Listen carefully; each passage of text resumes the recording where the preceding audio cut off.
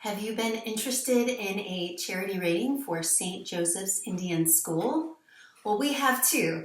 My name is Lori Styron. I'm the CEO and Executive Director of Charity Watch. We're a national charity rating and watchdog organization founded in 1992.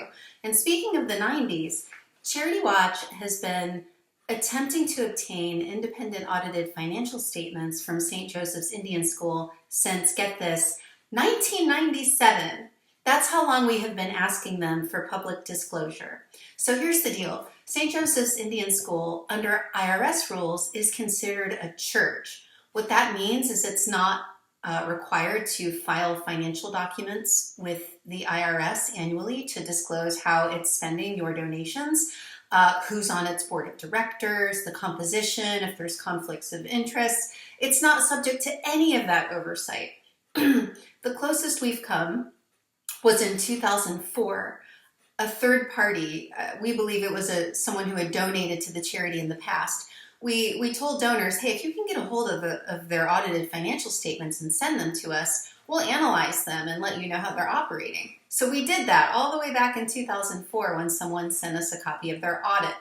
The charity that year got a failing grade from us for spending less than 35% of its money on its programs. So we don't have any more updated information than that.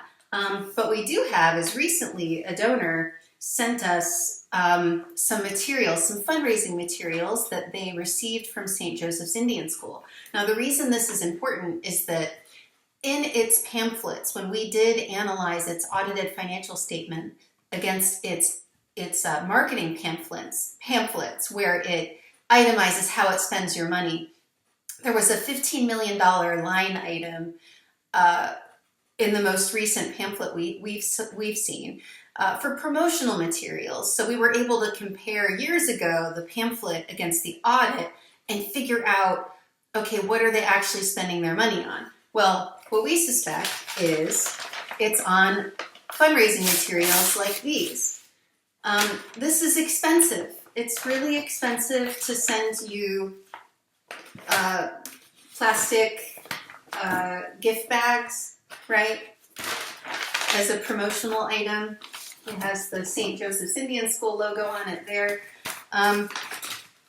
Sending a giant envelope like this, with informational pamphlet, that's fine.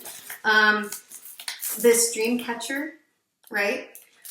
This is great. Dream catchers are cool, and who couldn't use a reusable bag? But the thing is that when they send out these fundraising materials, what we suspect is that in their financial statements, in their marketing pamphlets, they're most likely including the money that they spend on these very expensive forms of fundraising. We think that they're claiming that this is educational and therefore claiming that it's a program.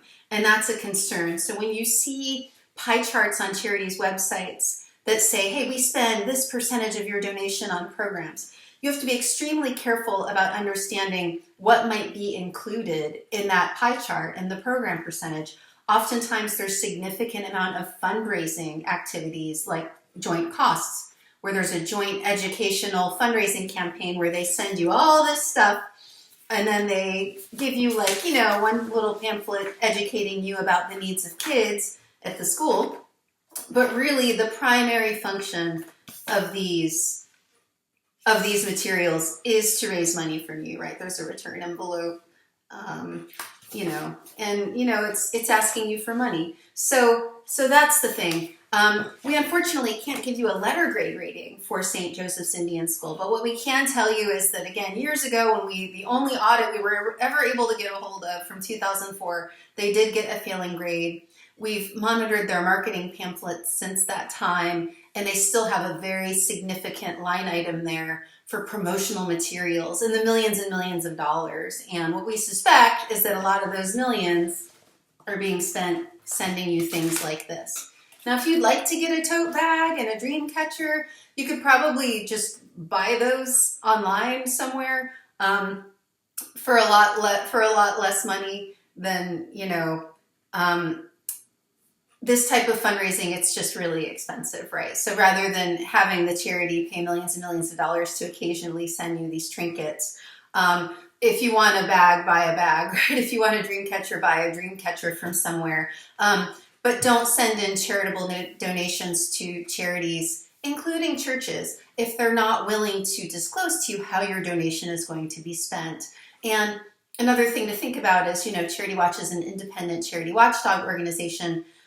We can tell you how they're spending their money if you're able to get a hold of an audit. So if you are a donor to St. Joseph's Indian School, especially if you've given a more significant amount of money, we encourage you to ask them for a complete copy of their independent audited financial statements and then forward those to us. Then we can perform an updated analysis. Thus far, when we have asked them for it, all we've gotten from donors and others is this little marketing pamphlet that says how they're spending your money. That is not an audit. That's a marketing document, not an independent audit by a third-party CPA. We have a long article about St. Joseph's Indian School on our website at charitywatch.org. So if you want more details about our findings, please visit us there on our blog. Just type St. Joseph's in the search box, and you'll be navigated to that article. Again, my name is Lori Styron. I'm the CEO and Executive Director of Charity Watch, and I do hope this was helpful. Thanks, everyone.